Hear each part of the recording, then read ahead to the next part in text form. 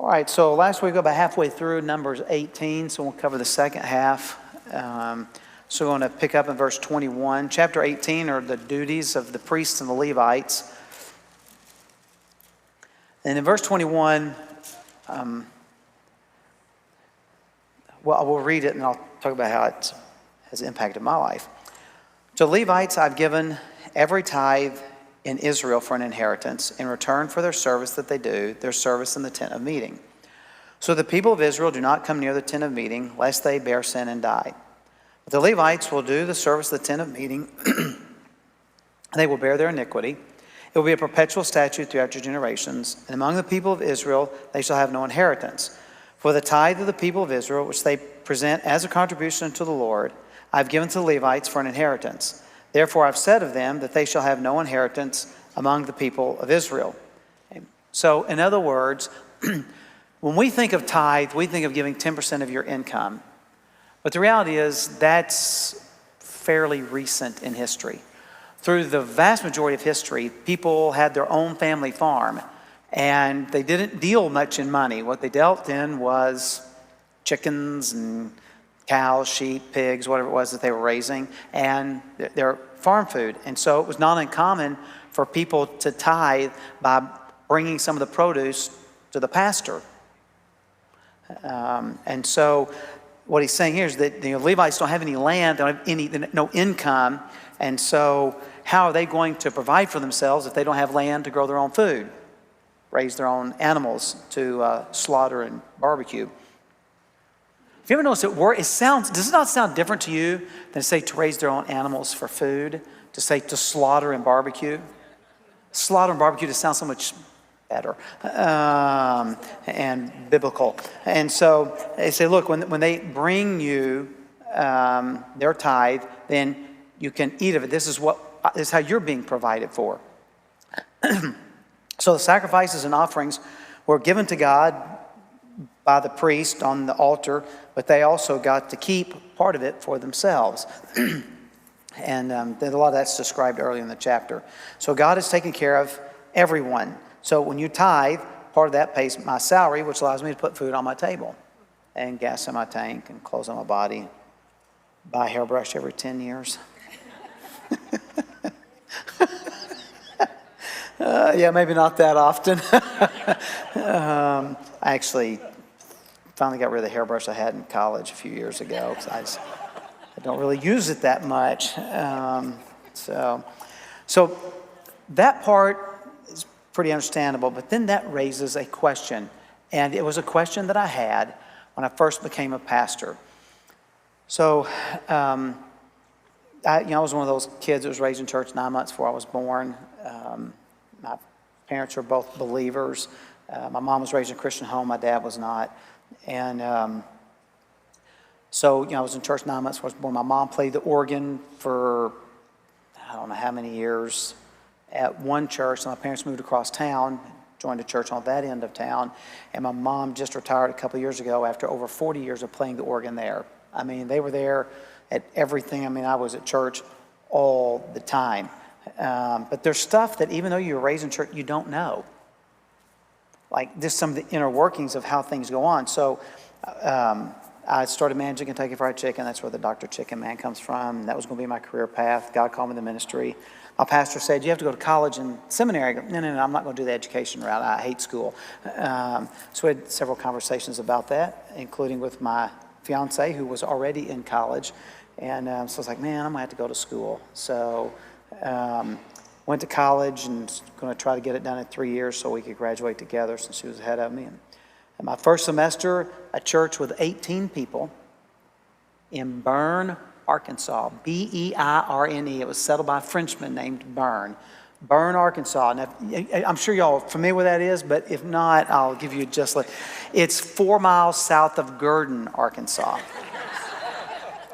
Gurdon is world famous for the Gurdon lights. There's a railroad track and swamp gases come up and the electricity in the rails causes it to glow. And so it glows over the railroad tracks. And so if you've met a girl you like, you go to watch the Gurdon lights. It's pretty ridiculous. Now, if you don't know where Gurdon is, that's 16 miles south of Arkadelphia, Arkansas, which is 40 miles south of Little Rock, which is the only city that most people know of in Arkansas, which basically is right in the middle. So went there, and one of the first questions that came to my mind was, how do you tithe if you're the pastor? Do they just like take 10% out of your salary? I didn't know because I'd never been paid by church. I had no idea. And I didn't ask because I wanted to act like I knew what I was doing. And I waited till I got my first check and realized they didn't take out my tithe. I guess they assumed I would tithe, which I think, well, everybody should, but pastors obviously should. So $125 a week. I can remember, yeah. And in 3 years, we went from 18 to 36. Oh, you reach 2 families, have a few kids, and it's not that difficult. And so it really sounds impressive. Our first church I pastored doubled in size. And then we hear the numbers, 18 to 36. That church had almost 100 years of history, and every single pastor had been a college student. They had been the guinea pigs for a lot of horrible preaching by guys that had never preached before, just to let them have some experience. And so I can...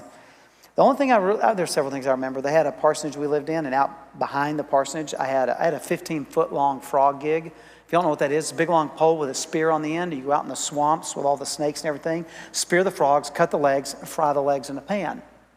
And it's frog legs, and man, they are delicious. How many of you ever had frog legs?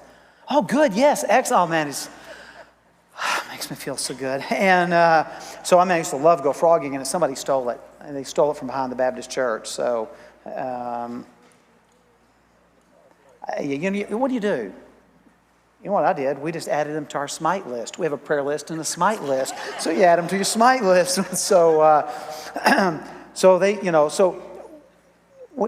It's like, okay, I tithe out of what I get paid. So we've been doing that now for almost 4 decades. But God's going to answer that question right here. So, verse 25, and the Lord spoke to Moses, saying, moreover, you will speak and say to the Levites, when you take from the people of Israel the tithe that I have given you from them for your inheritance, then you shall present a contribution from it to the Lord, a tithe of the tithe. So you get what they give, but then you give 10% of that to the Lord. And your contribution shall be counted to you as though it were the grain of the threshing floor and as the fullness of the winepress. So it's as though you had gone and harvested it yourself.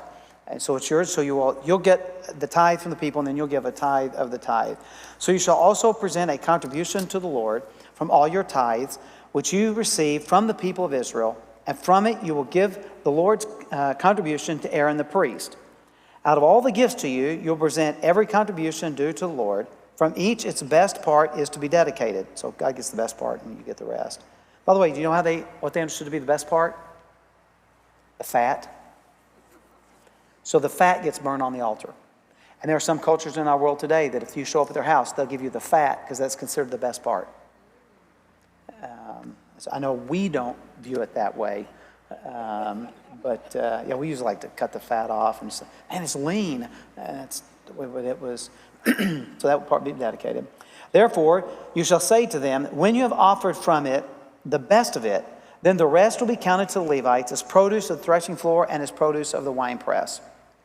And you may eat it at any place, you and your households, for it is your reward in return for your service in the tent of meeting. And you will bear no sin by reason of it when you have contributed the best of it. But you will not profane the holy things of the people of Israel, lest you die.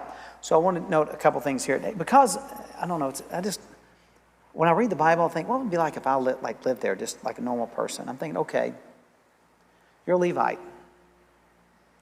Your survival depends on people tithing from what they get in their field.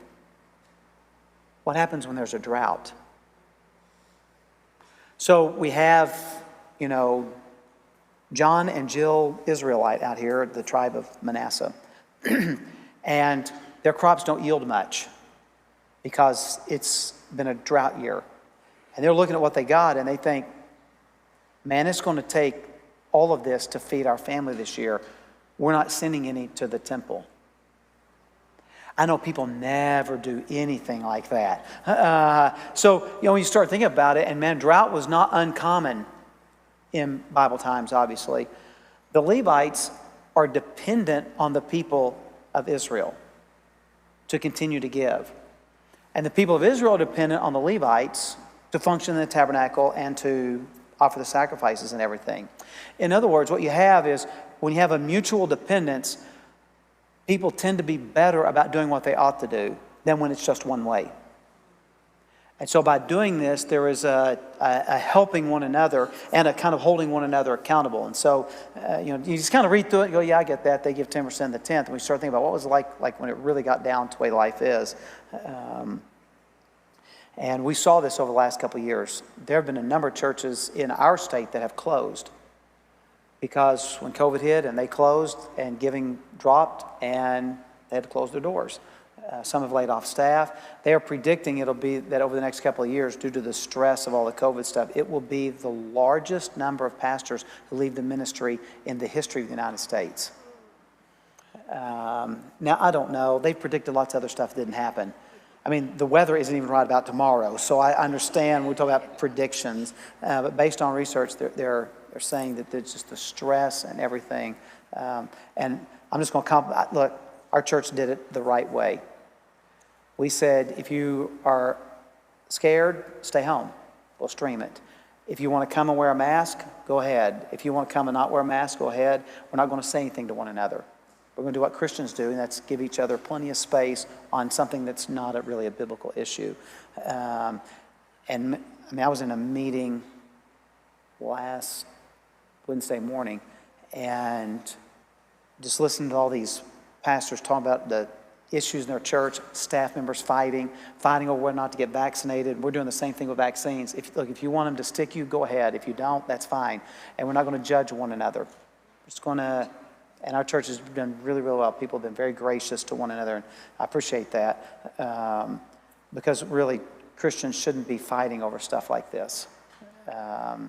There's stuff that we need to put a stake in the ground and we will not move, but that's not one of them. And so, but yeah, so I think, the stress that I'm sure the Levites are praying for rain more than anybody else. So let's talk about that last statement down here in verse 32. You will bear no sin by reason of it. So when it says, if you eat what people have given to the temple or the tabernacle at this point, it's not a sin. So you haven't taken something that belongs to God. It's okay. So you won't have any sin when you've contributed the best of it, when you do it the way I say. But what does he mean when he says you will not profane the holy things of the people of Israel lest you die? So the word profane is actually the opposite of the word holy. We tend to think of profane as just a few four-letter words. The word holy means to be set apart. So if something's set apart to God, it's holy. So if you're a believer and you've been set apart to God, you're holy. So y'all can call me your holiness. So the idea is that to be set apart. So to profane means to take something that belongs to God and treat it like something common. Okay? So essentially here is the idea. To put it in some modern kind of way of looking at it, we have 10 hamburgers. We get to eat 9 of them, and 1 goes to God. That 1 is holy, not because it's any different than the other 9. It's cooked on the same grill, came out of the same package, pre-frozen, that has 10% meat, 90% we don't know. And we cooked them all, but that one, not because of anything virtue in itself, but it's been set apart. It's like money that gets given to our church, whether it's by check or electronically. That money's not like special in and of itself. It's just money. But it's holy because it's been dedicated to God. So that 1 hamburger. So what he's saying is the 1 hamburger that's supposed to be set apart to God, you're not going to eat it like you do the other 9. It's to be treated like it's been set apart to God. And so you won't treat as normal the holy things of God. So only 1 Samuel chapter 2, verse 12, and we're going to see this.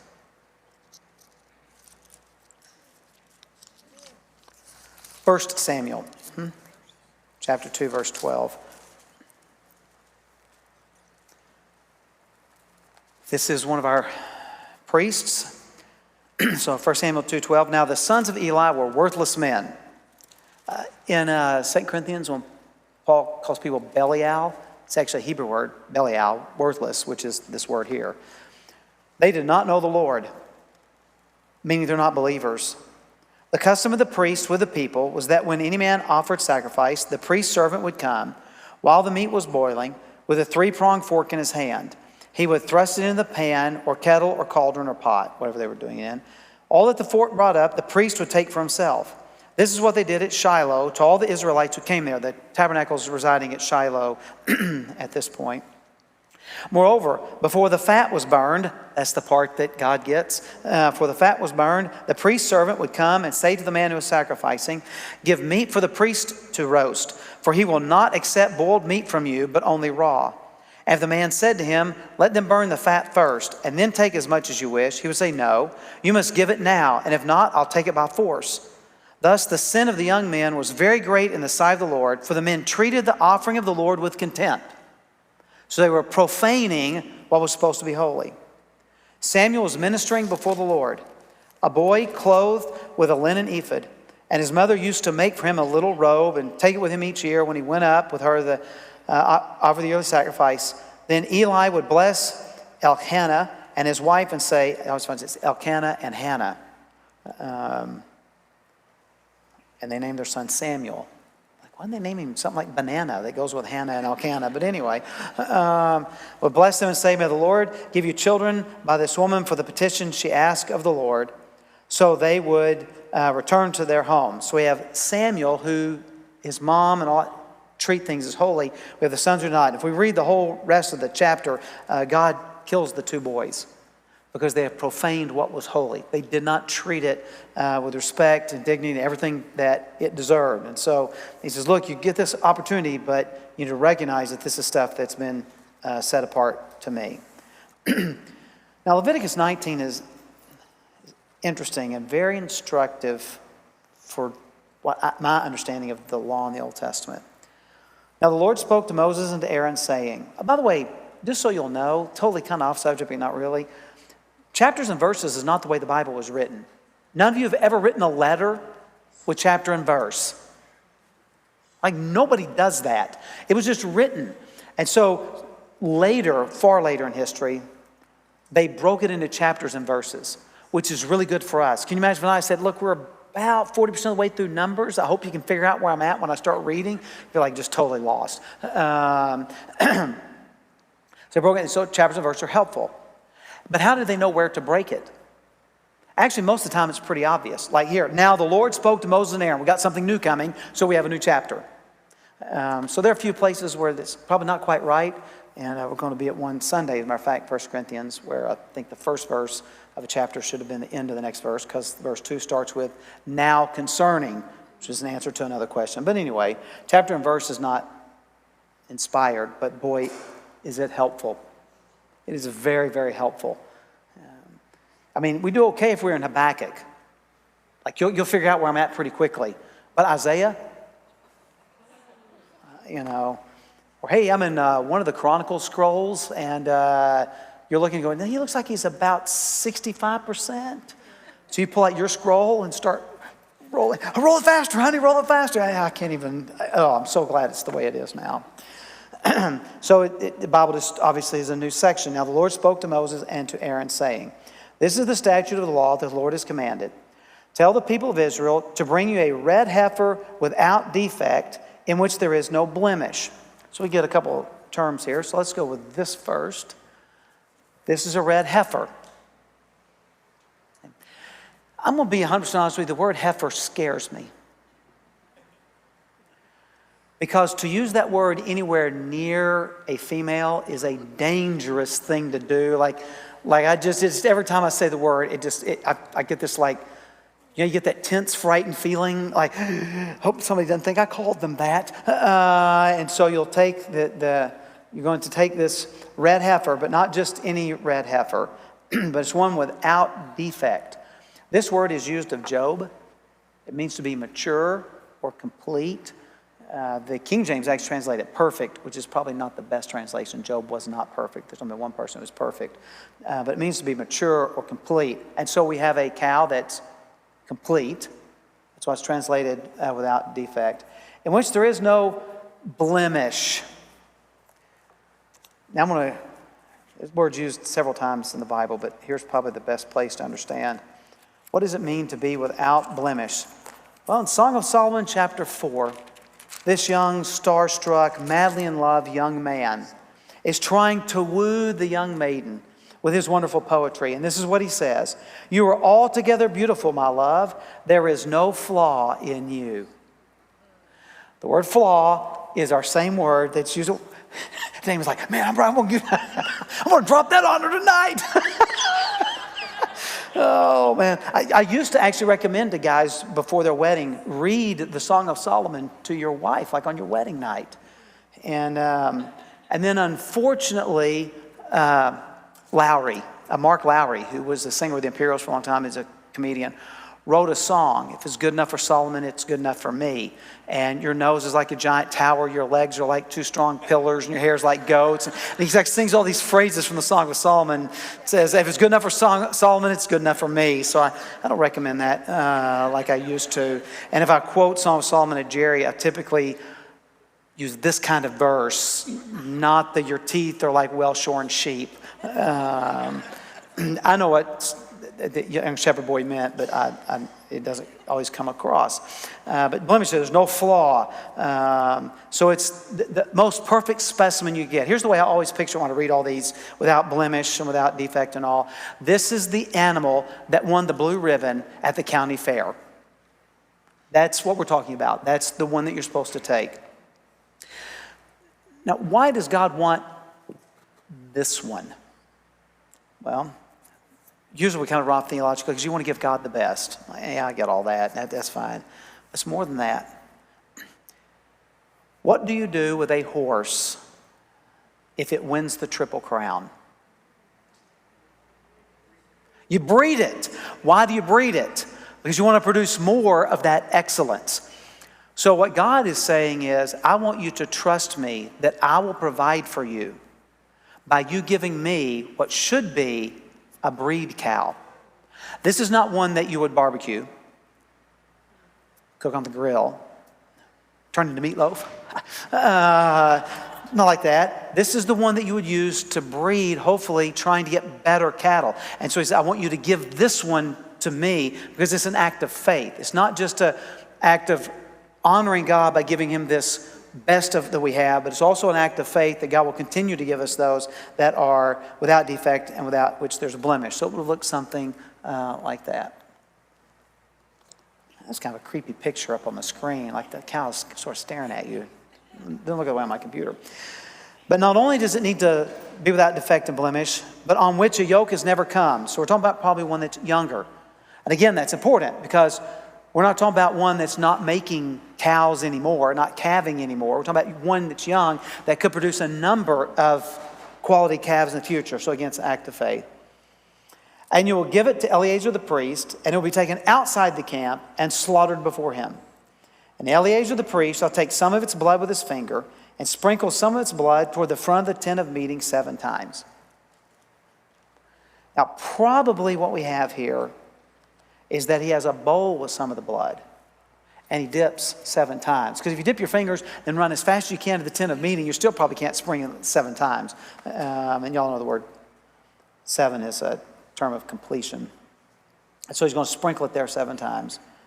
And the heifer will be burned in his sight. So he goes outside the camp, slaughters it, takes the blood, goes back, puts it on the tabernacle, goes back out to where they had slaughtered it, and now they're going to burn it. Its skin, its flesh, its blood, with its dung shall be burned. It's going to burn the whole thing. And it's a whole lot, the whole burnt offering. And the priest will take cedar wood and hyssop and scarlet yarn and throw them into the fire burning the heifer. Great. Well, what's cedar wood? Cedar, there we go, it's cedar. It smells great. And great for making Yule logs and stuff like that. I mean, cedar, you make a chest out of it and that sort of thing. All right, we're good there. What's scarlet yarn? It's yarn that's scarlet. Yes. Yes.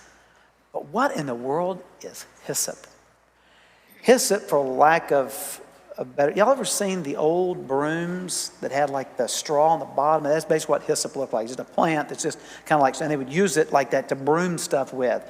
And so it's just sort of a natural, when I read, I just think broom tree. It's like you just broom stuff. So he's going to take all of those and put them in there. And that's not the only place that this happens.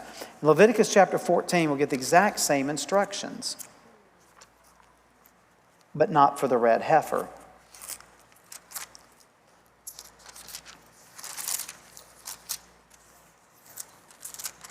So in Leviticus 14, the Lord spoke to Moses, saying, "This will be the law of the leprous person for the day of his cleaning. He'll be brought to the priest. The priest will go out of the camp, and the priest shall look. Then if one of the leprous diseases is healed in the leprous person, the priest shall command them to take for him who is cleansed 2 live clean birds, and cedar wood, and scarlet yarn, and hyssop."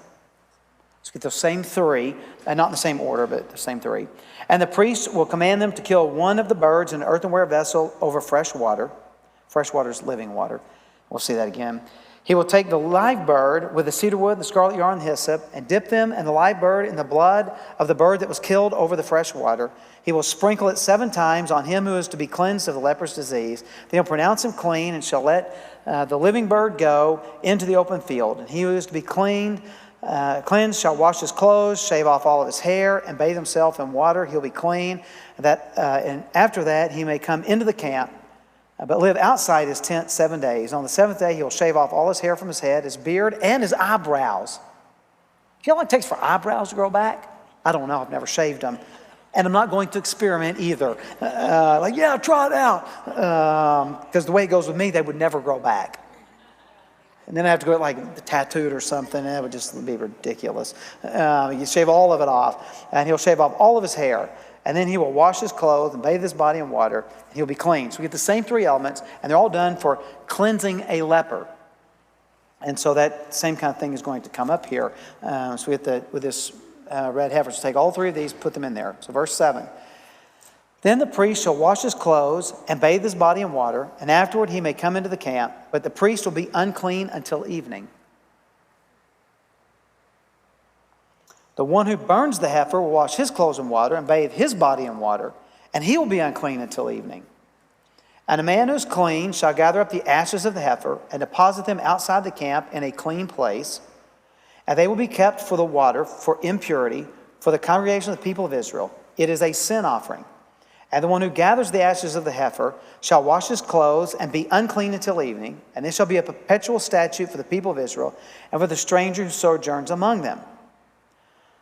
So now how are we going to use this heifer water? Verse 11, "Whoever touches the dead body of any person will be unclean 7 days. He will cleanse himself with the water on the 3rd day and on the 7th day, and so be clean. If he does not cleanse himself on the 3rd day and on the 7th day, he will not become clean. Whoever touches a dead person, the body of anyone who has died, and does not cleanse himself, defiles the tabernacle of the Lord, and that person will be cut off from Israel. Because the water for impurity was not thrown on him, he'll be unclean. His uncleanness is still on him." So we get a lot of this clean and unclean. So for those of you who like this sort of thing, the word unclean occurs 279 times in the Old Testament. But you might want to write that down. There's going to be a test next week. In my classes, students have had me several times know that if I say, "It would be in your best interest to know this. It would behoove you to know this." That's code for this is going to be on the test. And so you see them, they all start furiously, the rest of the time they're like watching the football game or something on their laptop. And they're like, "No, I got to get this." So there's 279 times in the Old Testament. 65% of those are in Leviticus and Numbers, which tells us that this is not about I rolled around in the dirt and got messy.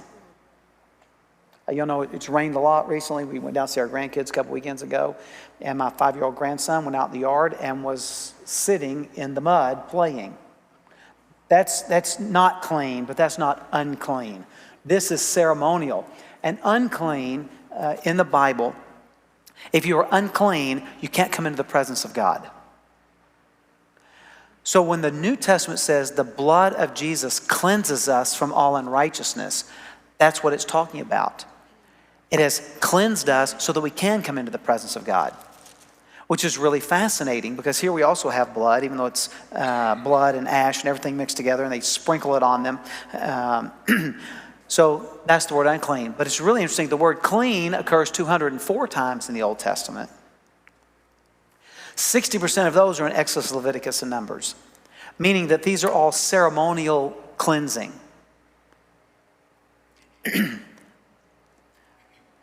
So if you touch a dead body, you are unclean. So,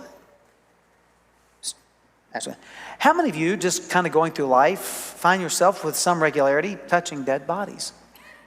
Like when you read this, you kind of read it, and I know if you ever try to read through the Bible, Genesis is great. I mean, it's got everything. It's got it all. People serving God, faithful to God, placing their faith in God, lying to God, rape, revenge, murders because of that. You've got a dude who gets his daughter-in-law pregnant. I mean, man, it's all, and it is everything you imagine there. So Genesis and Exodus is pretty cool too, because, God's throwing all these plagues on Egypt, and Moses brings them out, cross the Red Sea, and we get the 10 Commandments in Exodus chapter 20, and then, man, it's like hitting a wall. You pick up in Exodus 20, verse 18, and suddenly you're just lost. It's stuff we have no familiarity with. It's called the Book of the Covenant, and it goes all the way through chapter 24. And you slug through that, and then you get into these detailed description of how we're going to build the tabernacle. And the Bible doesn't come with pictures. Like it didn't originally, so unless you have a Bible that they put some pictures in, you're reading, you go, I'm just lost. I know there's purple and blue linen and scarlet something somewhere or other, and they got to put this blue thread somewhere onto something that dangles from their robes, and we don't wear robes anymore. And you just read this, and it just gets confusing. But man, you're going to read the Bible through this year, and you get to Leviticus, and that's where most people quit. They just quit. And the first 7 chapters are just all these regulations for how you kill animals and offer them to the Lord. And then you get all this clean and unclean stuff, and you get all these animals, and half the animals, you read and go, Hyrax, I'm not allowed to eat one of those. Okay. I've seen them in Gedi in Israel, which this is kind of like a deer. But you get these, you're reading and go, I don't even want half these things. What in the world's a rock badger? A rock badger. I know, it's a badger that lives on the rocks. So you read this stuff, and what happens is a lot of people, if they read through the Bible, once they get through Numbers, the second half of Numbers really picks up because we get all kinds of talking donkeys and all sorts of stuff, and water from a rock and all that. But you read through this, and it's easy to just kind of blow through it without thinking, I don't find myself with any kind of regularity touching dead people. There's never been a movie where someone says, I touch dead people. It's like, there's no, so why would it word it this way? Well, let's think about it. The majority of people die in a hospital, a nursing home, or in hospice care. The overwhelming majority. Oftentimes, there's no medical personnel with them. Sometimes they have family with them. But even then, it may only be 1 or 2 family members because some of the family lives out of state, and people have been kind of coming in, rotating, taking turns, and that sort of thing. And I've been through that with family members, and I know many of you have as well. But when they die, oftentimes the spouse obviously is touching them, they're hugging them and saying goodbye or whatever it is. But the reality is, the family doesn't. We call them the professionals come in and take the body away and either cremate it, and we do whatever we're going to do with ashes, or prep it for a burial or whatever. And so that's kind of the way it works. In the ancient world, the whole family lived together on the family farm, meaning in my family it would be my parents, me and Jerry, my brother and his wife, my other brother and his wife. My sister would be off living on the Liston property after she got married. And so my 2 daughters would be living elsewhere with the people they married, but my 2 sons would be living on the property with me, with Mariah and Casey, and then those grandkids would be there. And so we'd have all 4 generations living there. All of us would be there together. And people would die at home. And you're on the family farm. There are no professionals to call, so who buries them? The family. So they had a lot more of experience with touching dead people than you and I do. And on the battlefield, it'd be the same thing. The soldiers would bury their fellow soldiers, and so there was a lot so they would touch dead bodies a lot more than you and I do. And I'm not going to ask him if you ever touched a dead body, because that's a little bit creepy. But that's, you kind of, oh yeah. So if you do that, you're unclean for 7 days. So whoever buries them, they're unclean. Every time I read these passages, my great-grandmother who immigrated here from Germany, when she died, she was buried in a little church cemetery. We dug the hole. Like, we literally dug the hole with shovels. And we put her in, and we buried her. And that's on my dad's side, and there's all kinds of... I could regale you all night with stories of my dad's side of the family. My mom's side, not so much, because they've been believers served in my dad's side of the family. Uncle Fred and Aunt Frances showed up and realized, hey, we're going to be at the cemetery. So they brought out out of their camper, they brought out a bunch of blankets and food, and we had a big picnic right there while we were burying her. And y'all understand, she was engaged, and the guy decided he didn't like her, and he threw her in the Arkansas River because she couldn't swim, assuming that she would drown. She's bobbing down the river, screaming, and Uncle Fred was fishing. He saw her, he jumped in, rescued her. It was love at first sight, and they got married. That's when I tell you, I can regale you with stories of my family. We go all night. All night. But that's when I read this, I can remember us, when I was a kid, I can remember actually, like, we buried her, like our family did it. So that's what they would do. So you're unclean for 7 days. So you'll cleanse himself with the water on the 3rd day and the 7th day, and so be clean. And again, this isn't like physically clean, it's ceremonially clean. But if he does not clean himself on the 3rd day and the 7th day, he'll not become clean, stay unclean. And so if you're not clean, you defile the tabernacle of the Lord, and you'll be cut off from Israel. Cut off, how would they cut somebody off? Send them outside the camp. So you got to go live out in the wilderness. Because the water for impurity was not thrown on him, he'll be unclean as unclean as... So you're unclean until you're declared clean. And so they would throw the heifer water on you. So this is the law when someone dies in a tent. Everyone who comes into the tent and everyone who's in the tent will be unclean 7 days. That'd be the whole family. And every open vessel that has no cover fastened on it is unclean. So he's got to empty it out. Whoever in the open field touches someone who was killed with a sword or who died naturally, or touches a human bone or a grave, will be unclean 7 days. So you can't even touch them if they've been dead for a long time. For the unclean, they will take some ashes of the burnt sin offering and fresh water. Does everybody's translation have fresh? They have living. It's actually the word for alive. So here's the way water worked in the ancient world. Israel's in the desert like we are. And they got their water by digging giant pits in the ground called a cistern, and they would allow the rainwater to run into it and collect. Now you can imagine what rainwater's like after it's been sitting for a few weeks in a hole in the ground. You just move the scum away and drink it because you got to have water. But fresh water, living water, is moving water, like spring water. So it's clean. That's why the Bible talks about the fountains of living water. And there'll be a living spring, water springing up within you. It's much better to drink moving water than it is stagnant cistern water. Now, moving water is not always great. We were out hunting one time, and there was a creek. I just bent down to drink, and you just bend down and drink it. And my dad grabbed me and pulled me back up and pointed upstream. There was a dead dog laying in the stream. So the water may have looked clean, but not so much. And I have a sermon on that from Jeremiah 2 on cistern water. Nothing like a sermon on nasty water, So, you're going to have this spring water, clean water, moving water will be added in a vessel. Then a clean person will take hyssop and dip it in the water and sprinkle it on the tent and on all the furnishings and all the persons who were there and on whoever touched the bone or the slain or the dead or the grave. So they dip it in, just what it sounds like. And the clean person will sprinkle it on the unclean on the 3rd day and on the 7th day. So that's the cleansing, is we're going to sprinkle it on you.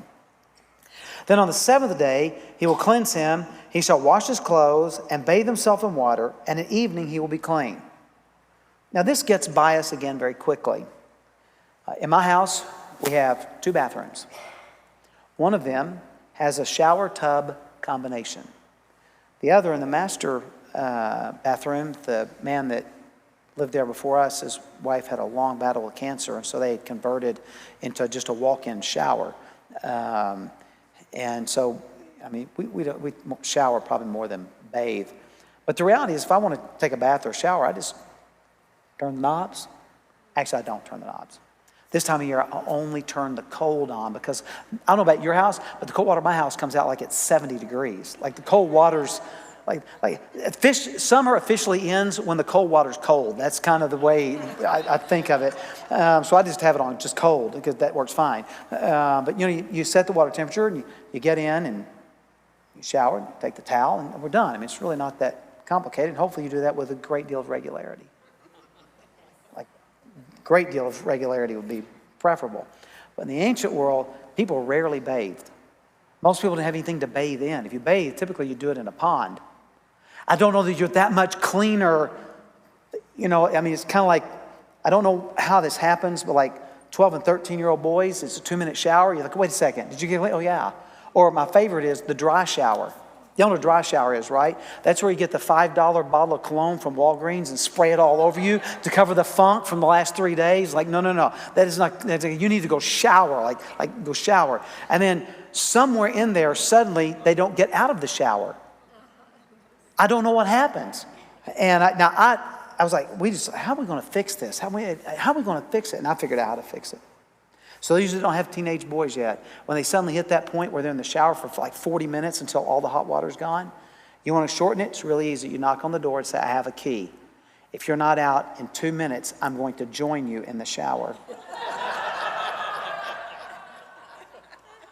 Now, you have to be the kind of person that they know will do it for that threat to work. And my kids know I am that person. And that was it. I mean, that water was off in 30 seconds. I'm telling you, it was. But for us, see, boy, in the ancient world, you had to find something to put the water in. If you wanted a warm bath when it was cool, you had to build a fire in it. It was a long, complicated process. And oftentimes, you know the jokes about the Saturday night shower? You would go get the water out of the well, pour it in a copper tub, and then the whole family would use the same water, taking turns. And the youngest is last. And I can't even imagine that. I just can't even comprehend that. It's like, hey, yeah, I'm number 8. And so to bathe was a difficult. Matter of fact, they oftentimes wouldn't bathe sometimes for weeks at a time. And so this, we read it and don't think anything. Oh yeah, I took a bath. But this was a long deal. Now, the Bible doesn't say it, but I'm going to drop it right here on you, just kind of, because this is the kind of question I have. So it's 7 days. So let's suppose that it's Sunday, and Grandpa dies, and we bury him. The 7th day is Saturday. Saturday is the Sabbath.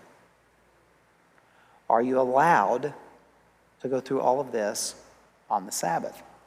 Most of the commands of the Bible say, if it's on the Sabbath, wait an extra day kind of thing. And so there's some questions of whether or not all these commands could be postponed until until Sunday, after the end of the Sabbath, or not. The reality is, does anybody know what the purpose of the Sabbath is? And just a real brief description. It is to not do what you normally do. So if you normally go work the field, you don't work the field. Okay? And so that means that one day a week, you need to stay off your phone and your email. Like it's really easy to work 7 days a week. And so the Sabbath, so these are not things that you would normally do. So many of them would be allowed on the Sabbath because they're still not a part of the norm of just your regular life. You're supposed to take a break from your regular work. That's why even the animals took a break, because the animals plowed 6 days a week. And so that's the idea behind the Sabbath, and it is good for us to take a break. So then, last few verses, verse 30.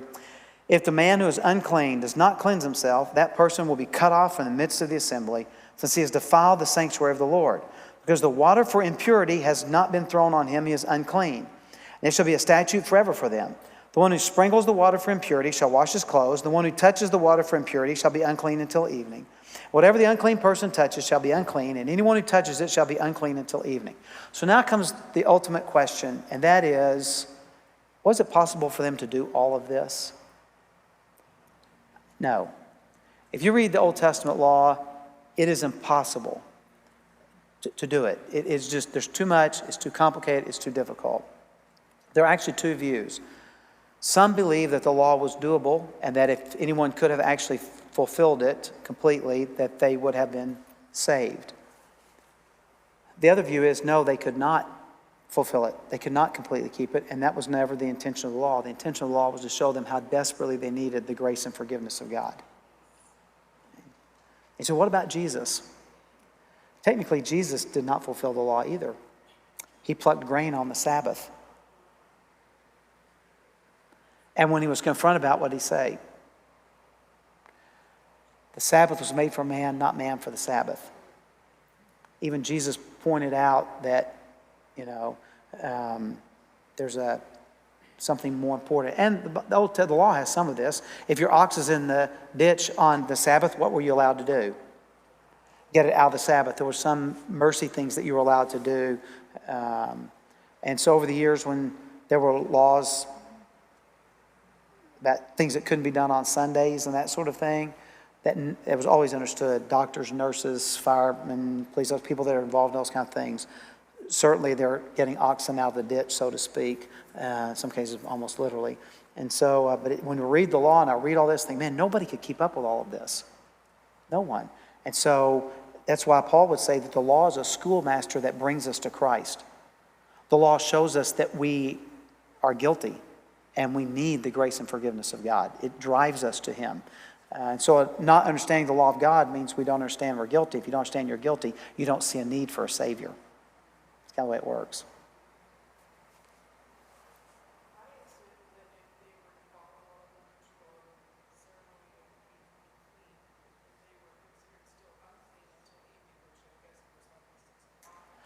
So the day begins at sundown.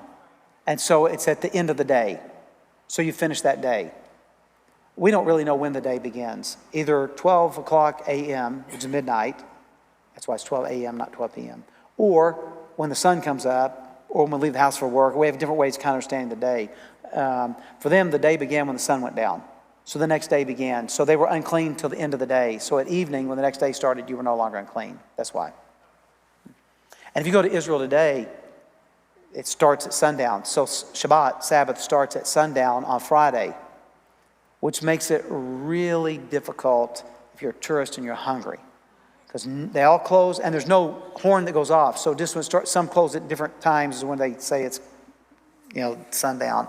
But the problem is if you have a business and you close at sundown on Friday, you're not going to open it at 6 or 7 on Saturday night for a few hours. So not only is there nothing open on Friday night, there's nothing open on Saturday night. So it's really Sunday morning. And so finding a place open on Sabbath is difficult. And what you end up doing is you end up celebrating your wedding anniversary in a McDonald's in Jerusalem because it's the only stinking place that's open on the Sabbath.